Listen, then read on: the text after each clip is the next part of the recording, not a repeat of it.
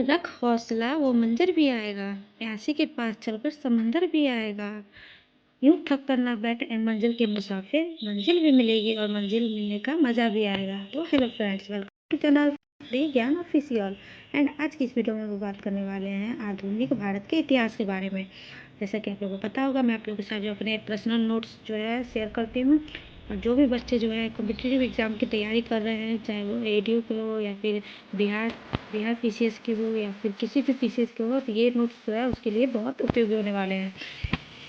Please video को पूरा watch कीजिएगा और वीडियो पसंद आए तो please like share and subscribe करना बिल्कुल ना भूलिएगा। तो चलिए वीडियो पर हम लोग आज पढ़ते हैं आधुनिक भारत के इतिहास।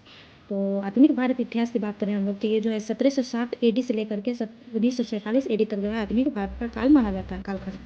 तो पहले हम लोग पढ़ेंगे इसमें मुगलों का पतन, उसके बाद पढ़ेंगे यूरोपियों का आगमन, उसके बाद पढ़ेंगे हम लोग क्षेत्रीय क्षेत्रीय जो है राज्यों का उदय। क्षेत्रीय राज्यों के उदय में हम लोग पढ़ेंगे बंगाल, अवध, मराठा, हैदराबाद, मैसूर, कर्नाटक। क्षेत्रीय राज्यों के उदय के बारे में हम लोग बात करेंगे और इसका कालखंड जो माना जाता है वो 1720 से लेकर के 1857 ईस्वी तक जो है माना जाता है क्षेत्रीय राज्यों का उदय का। नेक्स्ट हम लोग बात करें ब्रिटिश नीतियाँ। उसके बाद हम पढ़ेंगे 5वीं में ब्रिटिश शासन के अंतर्गत जो है अर्थव्यवस्था। उसके बाद पढ़ेंगे हम लोग मेन इंपॉर्टेंट 1857 की विद्रोह। उसके बाद पढ़ेंगे सामाजिक धार्मिक आंदोलन। उसके बाद पढ़ेंगे हम लोग राष्ट्रीय आंदोलन। तो ऐसे करके हम लोग जो है कुल 8 क्रम में जो है ये हम लोग अपने जो है आधुनिक भारत इतिहास को देखने वाले हैं। तो इसमें इंपॉर्टेंट हो जाएगा 1857 की क्रांति और राष्ट्रीय आंदोलन जो है इसमें बेहद इंपॉर्टेंट है। तो चलिए वीडियो को अच्छे से देखते हैं और आप लोग समझते चलिएगा और अपने नोट्स जो है बनाते हुए चलिएगा। सबसे पहले हम लोग जो है मुगलों के पतन के बारे में बात करते हैं। तो पतन के बारे में बात करें हम लोग, तो औरंगजेब की जो है 3 बेटे थे, जो कि मुअज्जम और आजम और कामबख्श। ये जो थे औरंगजेब के 3 पुत्र थे। और मुअज्जम को जो है काबुल की जागीर दी गई थी और आजम को जो है गुजरात के और कामबख्श जो है बीजापुर की जागीर दी गई थी इसको। औरंगजेब की जो मृत्यु है 1707 में हो गई थी, जो कि जाजो का युद्ध हुआ था आगरा में, उसमें जो है इसकी मृत्यु हो गई थी औरंगजेब की। और 3 मार्च 1707 को जो है अहमदनगर महाराष्ट्र में इसकी मृत्यु हुई थी औरंगजेब की। उसके बाद जो है मुअज्जम जो कि औरंगजेब का सबसे बड़ा पुत्र होता है। तो मुअज्जम जो कि बहादुर शाह प्रथम के नाम से भी जाना जाता है, 1707 से लेकर के 1712 ईडी तक जो है शासन करता है। उसके बाद शासक बनता है कौन, तो जहानदार शाह जो है शासक बनता है, जो कि 1712 से लेकर के 1713 ईडी तक जो है शासन करता है। या फिर बहादुर शाह से फर्स्ट को जो है इसको शाह बेखबर के नाम से भी जाना जाता था। और जहानदार शाह को जो है लंपट मूर्ख के नाम से जाना जाता था। उसके बाद है फर्रुख सियर जो है इसका कालखंड जो है 1713 से लेकर 1719 ईडी तक था और इसको जो है घृणित कायर के नाम से जाना जाता था। नेक्स्ट है मोहम्मद शाह जो है नेक्स्ट शासक बनता है मोहम्मद शाह, 1719 से लेकर 1748 ईडी तक रहता है और इसको जो है मोहम्मद शाह रंगीला के नाम से जाना जाता था, मोहम्मद शाह को। और उसके बाद शासक बनता है अहमद शाह जो है 1748 से लेकर के 1754 ईडी तक जो है शासन करता है और इसको जो है किन्नौर की संगति में लग गया था। इसकी वजह से जो है अपने प्रजा पे जो है ध्यान नहीं देता था।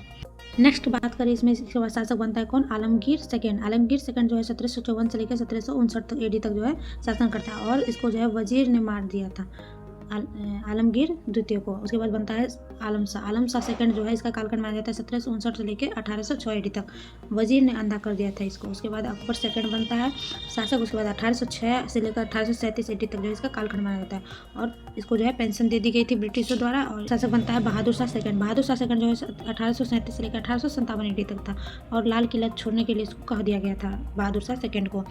और इसके बाद जो है अंग्रेज ने अपना स्थापित्य जमा दिया था भारत पे।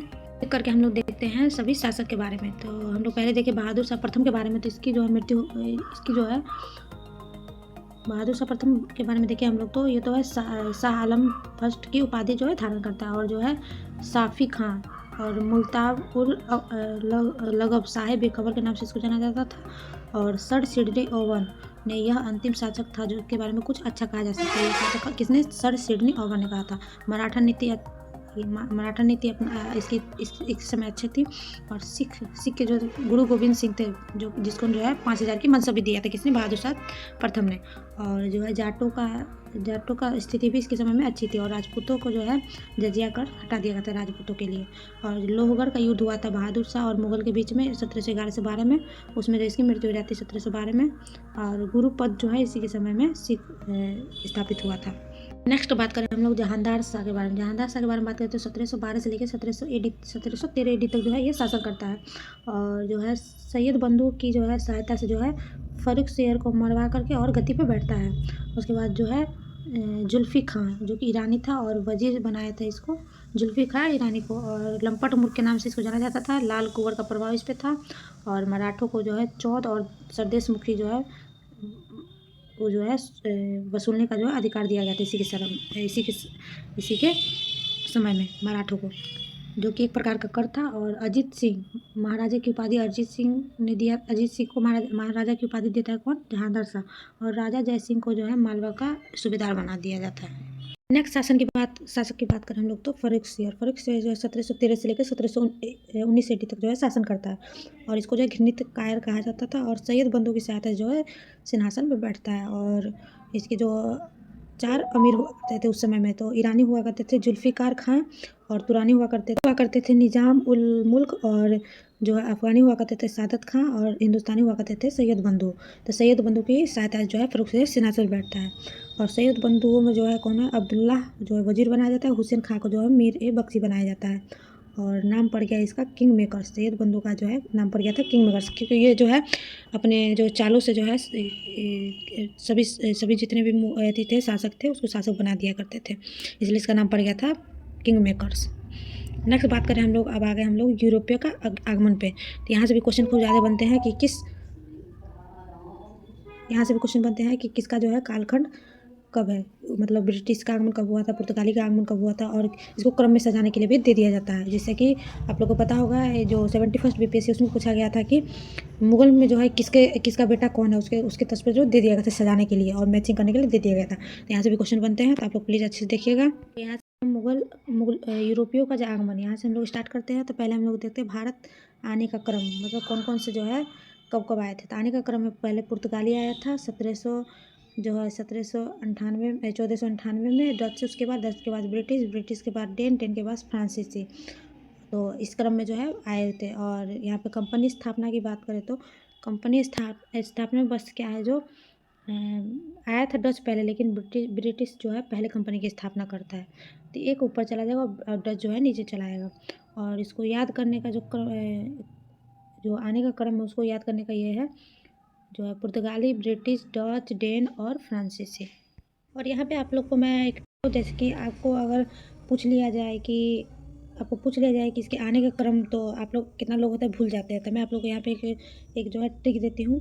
आप लोग को लिखती हूँ पूड़ी, PUDI, पूड़ी, अंडा, फ्रेश, FE, फ्रेश।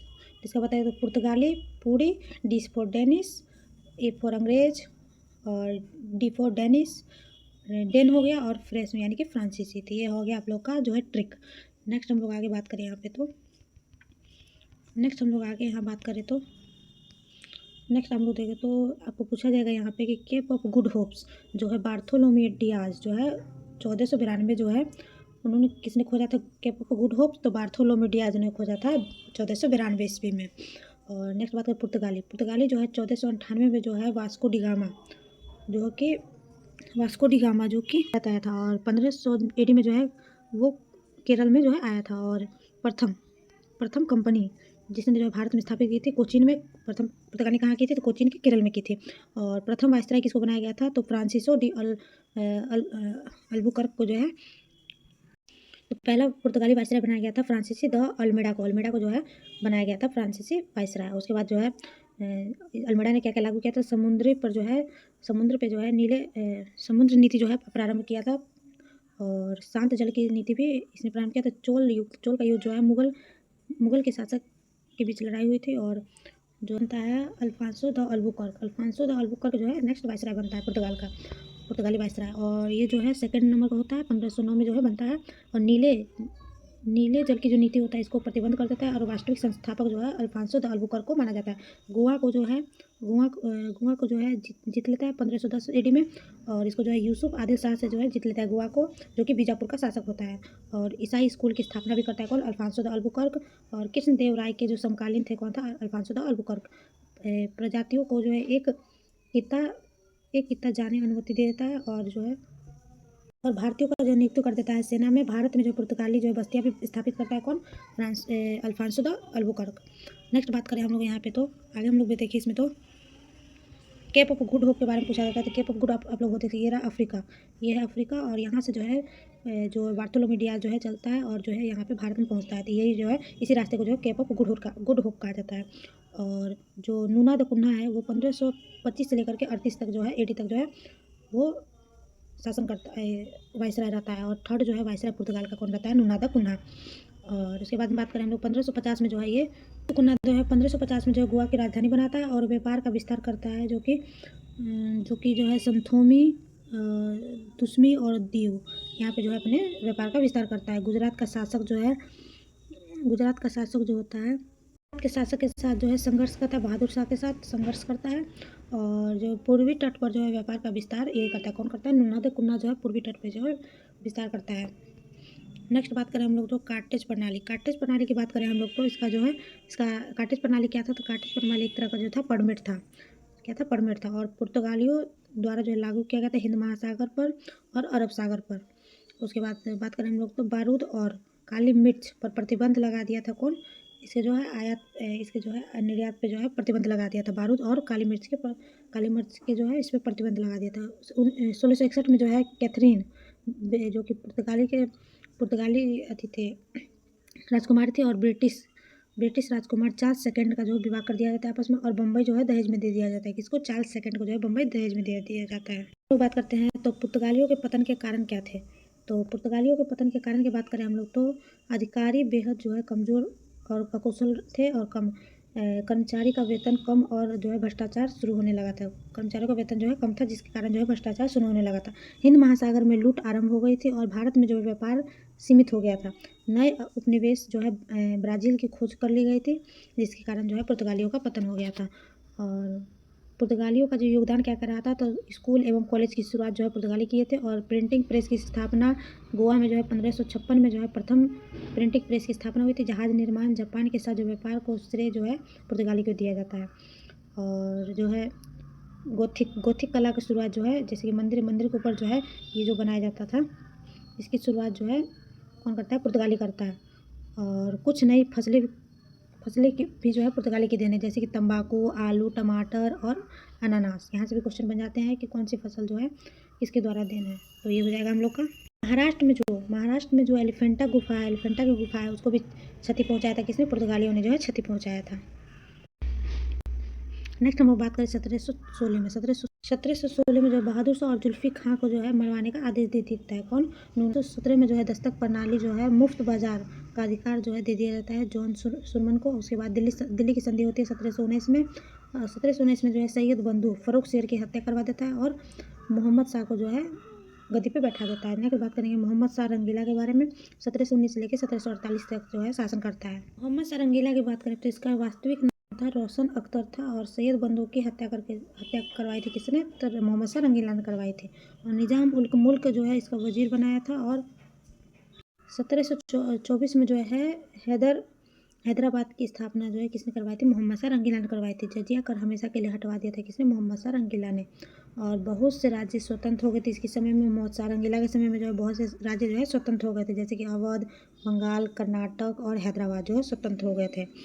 नेक्स्ट हम लोग बात करते हैं यहाँ पे 1759 की बात करें तो हम लोग जो है नादिर शाह का आगमन होता है 1759 में। और 1747 में जो है उत्तराधिकारी बनता है कौन, अहमद शाह अब्दाली। दुर्रे दुरानी जो युग का मोती कहा जाता था इसको, अहमद शाह अब्दाली को जो है दुर्रे दुरानी या युग का मोती भी कहा जाता था। और फरवरी 1739 में जो है करनाल का युद्ध होता है, और 70 करोड़ की लूट जो है दिल्ली से करता है कौन, नादिर शाह। और कोहिनूर हीरा, मयूर सिंहासन और जिज मोहम्मद शाही जो है लूट के ले जाता है। नेक्स्ट बात करें हम लोग 1748 में जो है अहमद शाह अब्दाली की जो है हार हो जाती है करनाल के युद्ध में, और जो है शाह आलम द्वितीय जो है सिंहासन पे बैठता है। 1759 से लेकर 1806 AD तक जो है शासन करता है। आज की इस वीडियो को मैं यहीं पे एंड करती हूँ, और नेक्स्ट वीडियो में जो है मैं आप लोगों को ये कंप्लीट करवाऊंगी पूरा यहाँ तक। और भी है इसमें, तो जो आधुनिक भारत होता है सबसे बड़ा पोर्शन आधुनिक भारत का ही होता है। तो ये जो मैं 3 से 4 वीडियो में आप लोग को कवर करूँगी, ताकि आप लोगों के ऊपर जो है और एक करके आप लोग जो है अपना नोट्स तैयार कर सके। तो मिलते हैं आपसे नेक्स्ट वीडियो में, तब तक के लिए bye bye, tata and take care. Thanks for watching. Please like, share and subscribe. Bye bye, thank you.